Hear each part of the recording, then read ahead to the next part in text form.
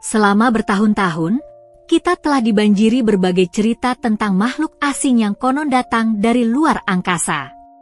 Mulai dari penampakan UFO hingga teori konspirasi tentang alien yang pernah bekerja sama dengan pemerintah rahasia dunia. Namun, apakah alien benar-benar ada? Atau justru semuanya adalah kebohongan besar yang sengaja diciptakan untuk menutupi sebuah rahasia? Lalu bagaimana pendapat ronsen mistis dengan keberadaan makhluk asing yang disebut dengan alien tersebut?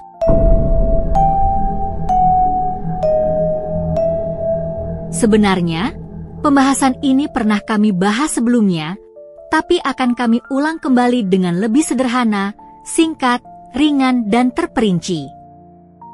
Dari hasil yang kami amati, mereka memulai eksperimen manusia super di kawasan Area 51 dan diperkirakan dimulai pasca Perang Dunia Kedua, bersamaan dengan dimulainya Perang Dingin antara Amerika Serikat dan Uni Soviet. Pada masa itu, kedua negara adidaya ini terlibat dalam perlombaan teknologi dan kekuatan militer yang mendorong penelitian-penelitian rahasia, termasuk eksperimen manusia. Namun, saat ini, sepertinya Area 51 sudah tidak lagi digunakan untuk aktivitas tersebut.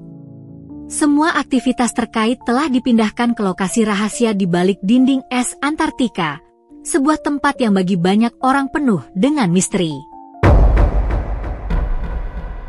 Mengenai keberadaan makhluk luar angkasa atau alien, secara fisik, mereka sering digambarkan memiliki tubuh kecil dan kepala besar yang tidak proporsional. Menurut dugaan kami, sosok alien ini sebenarnya hasil dari eksperimen terhadap anak-anak yang sengaja diculik. Lalu pada bagian otak mereka, dilakukan berbagai uji coba, termasuk paparan sinar X, dengan tujuan untuk memaksimalkan potensi otak manusia. Seperti kita pahami, pernah ada klaim bahwa manusia hanya menggunakan kurang dari 20% dari kapasitas otaknya, dan eksperimen ini berupaya membuat manusia dapat mengakses 100% kemampuan tersebut.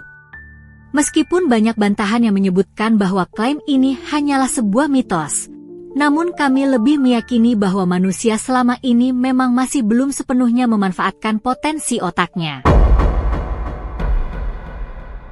Lalu apakah manusia super tersebut memang berbentuk seperti itu? Menurut dari hasil pengamatan kami, jawabannya adalah tidak. Alien yang kita kenal saat ini sebenarnya merupakan hasil dari mutasi genetik yang tak terkendali.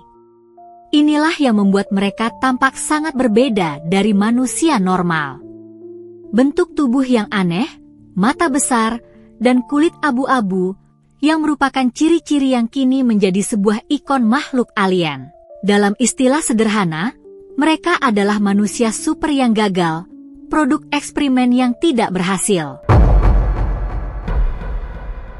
Lalu, apakah ada eksperimen yang berhasil? Berdasarkan hasil ronsen mistis, ada beberapa eksperimen yang berhasil. Mereka yang berhasil memiliki kekuatan dan kecerdasan jauh di atas rata-rata manusia, dengan tubuh yang proporsional dan wajah yang terlihat layaknya manusia pada umumnya. Tapi jumlah mereka sangat terbatas, tidak lebih dari 5 orang dari ratusan eksperimen yang pernah dilakukan.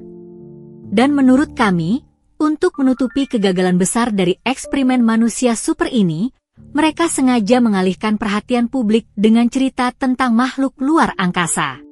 Informasi tersebut sengaja disebarkan, membuat kita percaya bahwa penampakan aneh tersebut merupakan alien dari galaksi lain. Padahal, mereka adalah korban eksperimen manusia super yang tak berhasil. Bahkan, dugaan kami, nantinya cerita ini akan terus dikembangkan, misalnya dengan narasi bahwa suatu saat akan ada penyerangan dari galaksi lain, seolah-olah bumi berada dalam bahaya besar. Lalu, apakah penyerangan makhluk dari galaksi lain mungkin terjadi?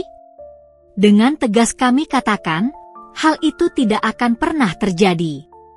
Berdasarkan hasil ronsen mistis, memang ada kehidupan manusia di belahan galaksi yang lain. Mereka bukan jin, bukan malaikat, melainkan manusia seperti kita. Namun, secara fisik mereka memiliki tubuh yang lebih kecil dan tinggi, menyerupai sosok Slenderman. Meskipun begitu, jarak antara mereka dan bumi sangatlah jauh.